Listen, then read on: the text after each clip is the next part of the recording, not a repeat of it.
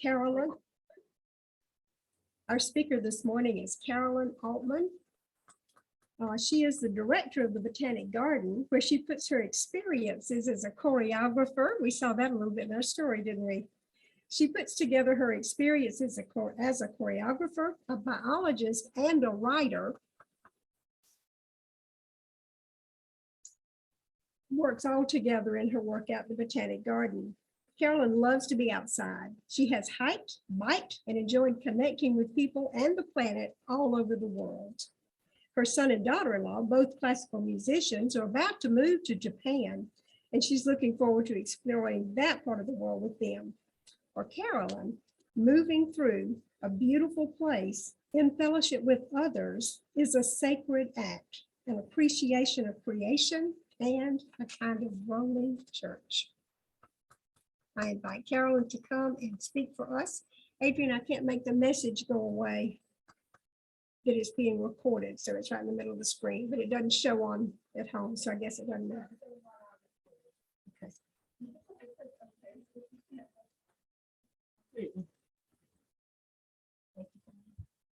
Good morning, everyone. I hope everybody's doing well on this beautiful day. Please forgive me, I'm going to read a little bit because I'm going to try and pack a lot into the time that we have together. There's a lot that I really care about and really touches my soul, and I was very excited to be able to come share it with compatriots. I feel like we have many things in common, and it became all the more clear this morning in our reading and our togetherness. So thank you so much for having me. So here we are. Those of us who are here and out there you are, and we're here in many different places, and yet we're all here together under the sky. I don't know how you feel, but the pandemic has made it challenging sometimes to feel that togetherness, to feel the unity. Since my husband, Peter Christopher, died, I live alone in a low-ceilinged ranch house under some pine trees. Coming from Oregon, I craved sunlight, but Peter said the house would be shady cool in the summer, and he was right. But it also creates a deep surround for me, especially right now. It's good at sometimes, but it's really difficult at others, and I'm finding it a little difficult during the pandemic. It can sometimes feel like the world around me fades away, and my whole life is taking place within those walls, within my skin, and even within the dark, bony cave that is my head. And that's not a judgment. As a non-practicing introvert, I sometimes need that deep solitude. That's a good thing. But it's also important for me to be able to turn outwards to others, to the world that sustains me as well. I'd like to spend some time today exploring with you ways of moving out from that interior place. I hope that this will give us ways of considering ourselves individually, each other together, and the planet. As you know, thanks Sherry for the introduction, I'm the director of the Botanic Garden, and I'm also a choreographer, a dancer, a cyclist, a writer, and a Cornell-trained biologist. And I mention that because the place that I come from, Cornell University, is very Unitarian in a way. It's very much about learning about the miracles of the world, but also about how do you reach out into the world and make change? How do you make things different? How do you improve the world and make it a better place for all of us? My way of doing that in part was to become an arborist. The many things that I've done might seem diverse, but they all come together in the work that I do at the Botanic Garden, especially in my work as an arborist, because you may know that scientists are starting to find that trees communicate. They talk to each other, and they don't just do that by leaves blowing. They do that through their connections underground. Remember our roots from our root dance? They connect by roots all interlocking, and fungi grows on that roots, and bacteria grows on the fungi and the roots, And all of those things have a chemical language that talk to each other. And they tell each other about where the good nutrients are. And then everybody grows in that direction. Or where the danger is. Like maybe somebody's getting cut down over here. And that sends out all kinds of information to the rest of the forest about how to protect, how trees can protect themselves and the forest as a whole. I find that mind-blowing. I just think that's wild. We're up here on the surface walking around looking at what's happening up above, which is miraculous enough. It's amazing. Trees clean the air that we breathe. All our pandemic germs are going out into the world. Trees are taking it up and making that air clear so that we can breathe again. They suck up storm water so we don't drown, and they make apples for us to eat. They're pretty wonderful things.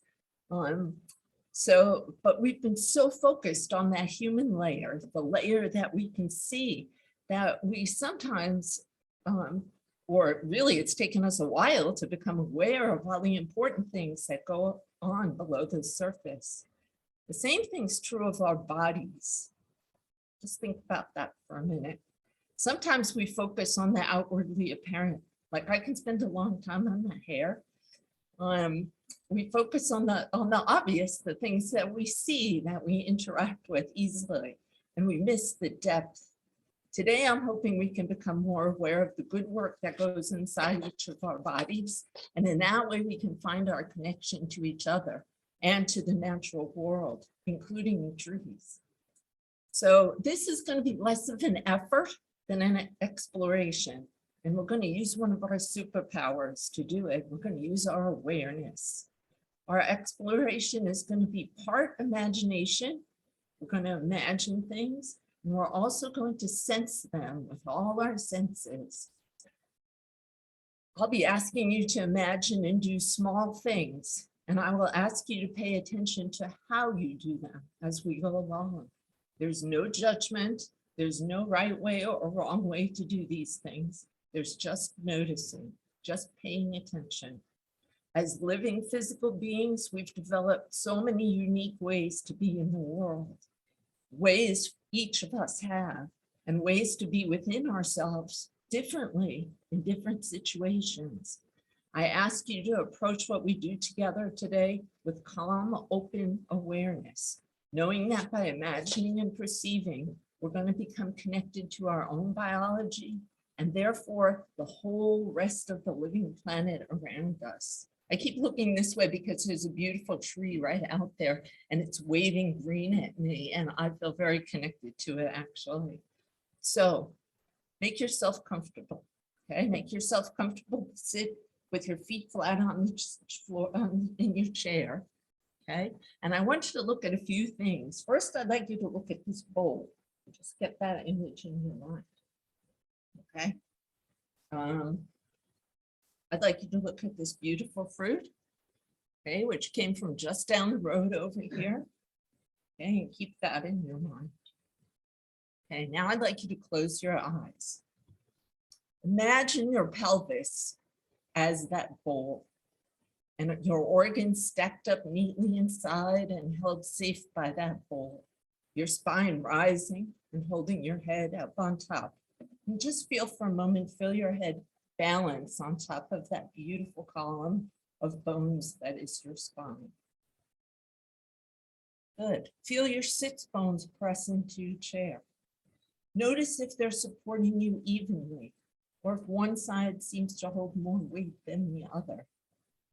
You don't have to do anything about this. There's nothing right or wrong about it. If you're leaning to one side or the other, it just is. Just let it be. Now you can try shifting. Shift first to the right and just see what that feels like. And it's a small movement. It's nothing big. Now shift to the left. And bring yourself back to center. Good, and let that go. Now let's feel your feet on the floor. Is one side pressing more than the other? Your knees fall out or in? Just pay attention. All you're doing is paying attention. There's no judgment. There's no right or wrong. Are your bones standing up from your feet on the floor? Or are they falling from one side to the other? You could spend time investigating each one of these things, but today we're just going to use them to place ourselves in our bodies just by noticing, by paying attention. Now shift your attention to your breath. Just let the breath come in and out. And it's not like you're performing for the doctor. You don't have to make a big effort. It's just notice. Are you breathing in through your nose? Through your nose and your mouth? Just through your mouth? Just notice for a moment. Now, put one hand on your belly and one on your chest. Good. Now just notice, does one rise more than the other? Maybe your chest rises and falls more. Maybe your belly rises and falls more. Again, there's no right or wrong, there's just you. And you've been walking around and breathing, and so you're doing it just fine. Now take a moment and imagine your belly, your abdomen filling with air, the big muscle of your diaphragm pulling down, the air rushing in and swirling around. If it helps, you can imagine the air having color, like maybe it's teal blue as it comes in and swirls around in your belly and then swirls out, up around through your rib cage and out through your mouth. Or maybe you're like me, and you love rivers. And so you're imagining as water coming in your body, swirling around your belly, swirling back up and out as you exhale. Just try that a little bit.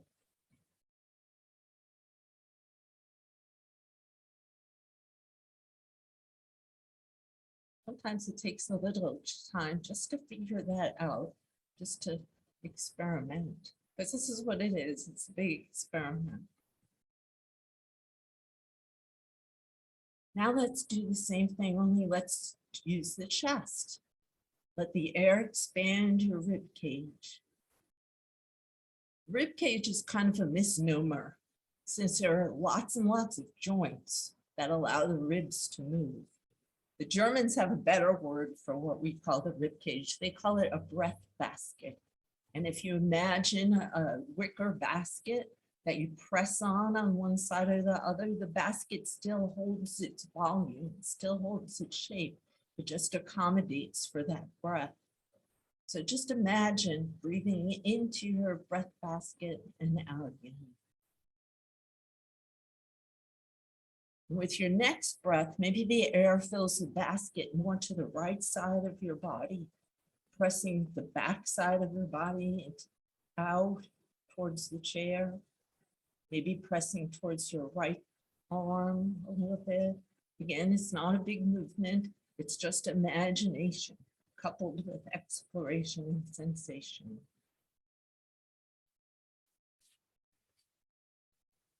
Good. And now just breathe the way you normally breathe without paying attention. And just feel for a moment, do your right and left sides feel different? Maybe one side feels flatter, the other side maybe has more volume. Just notice. Now shift your attention to the left. Just let your breath press out to the left.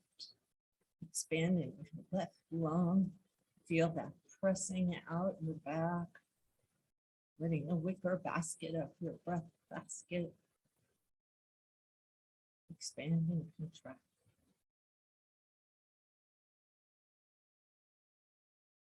Good. Now let that go. Come back to breathing into your belly.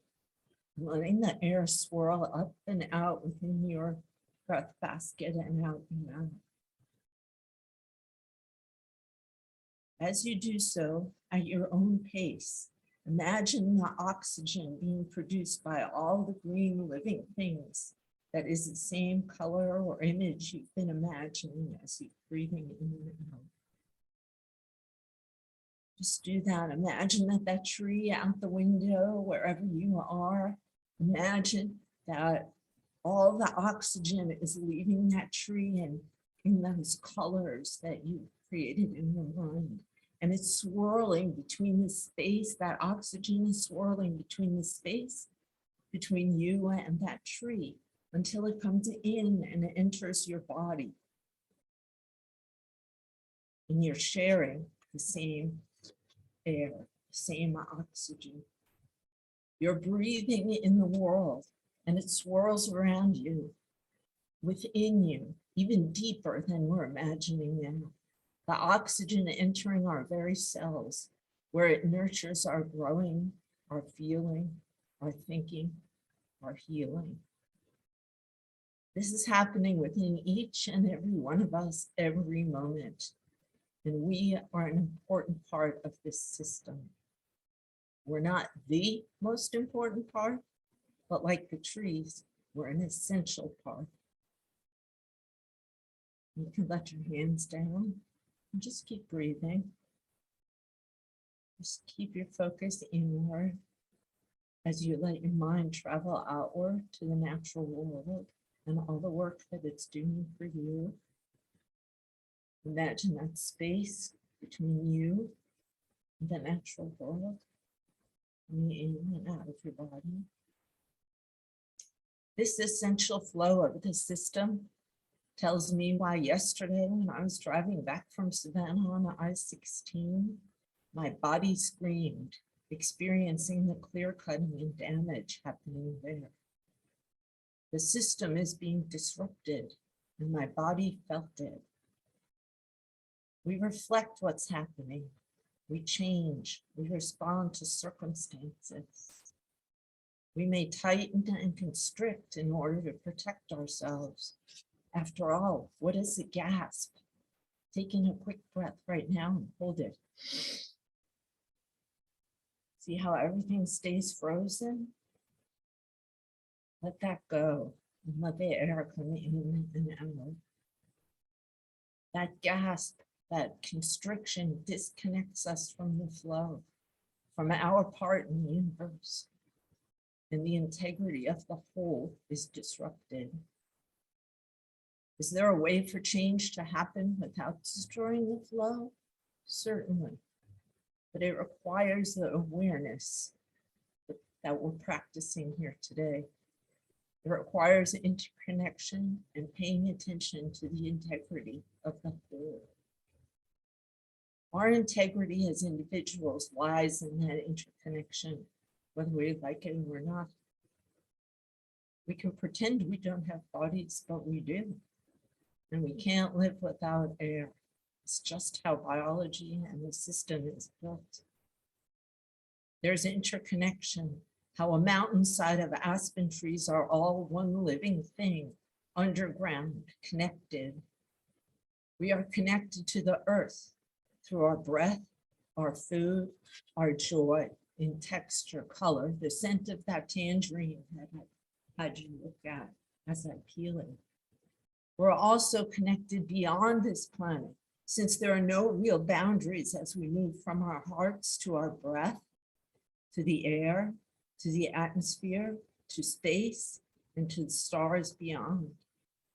We use one word for that space out there, and the space within our breath basket, space. Some native people don't have a word that distinguishes human beings from everything else. Yes, we are stardust, and we are one with the stardust we breathe in. We're one with the earth below and everything seen and unseen in between. Now, I find this enormously joyful and energizing. How wonderful it is to ride my bicycle up a mountainside and have the air around me come into my lungs and help me climb as I breathe. What a joy to walk in the woods at the garden on a hot summer day. You've all done this. Now imagine that scent of pine coming off the warm ground. What a pleasure in letting the sweet goodness of a tangerine enter my body. These feelings make life worth living and energize me to connect, to share. So much is possible when we breathe together under the stars. If you haven't done so, open your eyes. Even though we're apart, what lives between us is what holds us together. And I hope you enjoy all there is to take in. Now, since we started with a story, I just want to end with one. It's very short. And it kind of pulls together everything that we've just done together. It's called Lifting, Rising. And my husband, Peter, who had us buy that house, wrote it. And you don't really need to know anything. It's just a grown man on a swing. Rather than running from it, I have returned to the world of slides and swings. I need to feel swing wind on my face. It's early now, first light, and the air is so cool and clean. The grass and bushes and leaves of the live oak dew scented. I perch at the top of the wire hurricane fence. I lower myself over and grab the chains, climb on, and begin to swing my legs. The biggest surprise is how you spend a life hammering your life together, trying to make it out of childhood alive, school, jobs, service to country, brothers in blood, a marriage, a child, and how quickly it all comes undone. Who can ever imagine where the big horse life will carry you, unaware and humbled and hopeful, often taking every wrong turn, looking for a way back home. I do not mean home as a place so much, although it can be, but rather where the heart lives as its true self, and then somehow losing oneself, the feeling, and finding it again, and then losing it again, but always searching for it. I guess what I really want and what I am searching for is mostly everything. I am familiar with watching ruin that is not a dream, not an illusion. I have seen some things, and what this life requires most is the hunger, the desire and will to belong to something or someone truly worth giving yourself over to, then going after it or them with everything you have, and in so doing, making sure you're changing yourself and others for the better, changing yourself beyond yourself. I also want to say that all we have are the small moments, our breath. Moment by moment, things loom large, the memories of our own making, the doing, the becoming, and the hope all that requires. After everything, I want to say it is doomed madness to live every single moment, little and big. But I can't honestly say that. Somehow for me, the despair and the hope are sweeter now, mere pure to the taste, moment by moment, day by day, the light as its own kind of explanation. And what about the dead? I think the dead are not all that detached from the living. Both linger in the strangely mysterious and cannot speak truly for the other. But if I could come to understand the living of this world, the worst sort of ongoing destruction and unbelievable kindness, often in the same breath, the great sorrow and the great beauty, if I can get used to that, then I might learn something more. Yesterday is gone, and the only way forward is harder and higher. I swing higher as the sun begins its climb, sunlight shooting through the fluttering leaves of the live oak. I swing higher, losing myself in the patches of sky between the long, massive branches. My body is outstretched, open, aching, breathing. Overhead, close enough so their wing strokes are heavy whispers, I see 3 crows. They flap as fast silhouettes across the clearing blue, their shadows crossing over my legs, over the grass, gone but for their crow talk echoing and fading. I am feathered by shadow, also flying. For once, for here and now, the moment is relieved of vision and history and simply is. a moment of all we mean or wish it to mean. This broken world in memory is actuality. It's furnished. We are made liars by time, by the long beauty of these short days where everything is so quick and glancing, so mysterious, until only the dreaming words, the coursing blood and knobbed solid bone are what's left. As for love, what we can find and give of it, every sign and instance, all slippery and wanting and sore and shining, every moment of it is a blessing. I pump harder, higher.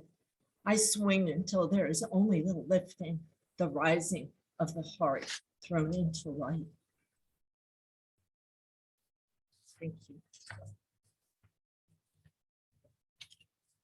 Keep breathing.